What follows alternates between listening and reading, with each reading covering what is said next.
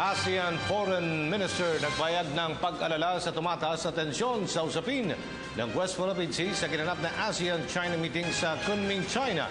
Report mula kay Marita Moahe. ASEAN Foreign Ministers nagpahayag ng pagkabahala ukol sa tumataas na tensyon sa usapin ng South China Sea.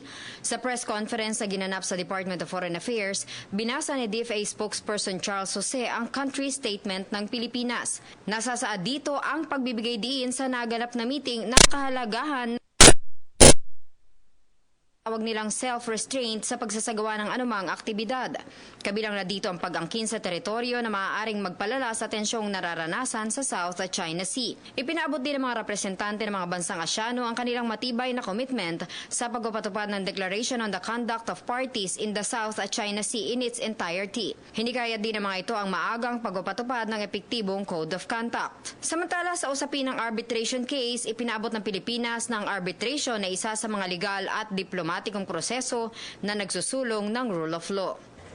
When the arbitration case was raised, the Philippines' reply underscored that arbitration is among the legal and diplomatic processes promoting the rule of law in the region and is fully consistent with the DOC and the region's efforts to peacefully resolve the disputes in accordance with the international law, including the 1982 UN Convention on the Law of the Sea and the UN Charter. Samantala, ukol naman sa usapin ng umano'y retraction sa pagpapalabas ng ASEAN Joint Statement. Para sa Telebisyon ng Bayan, ako si Marita Moahe.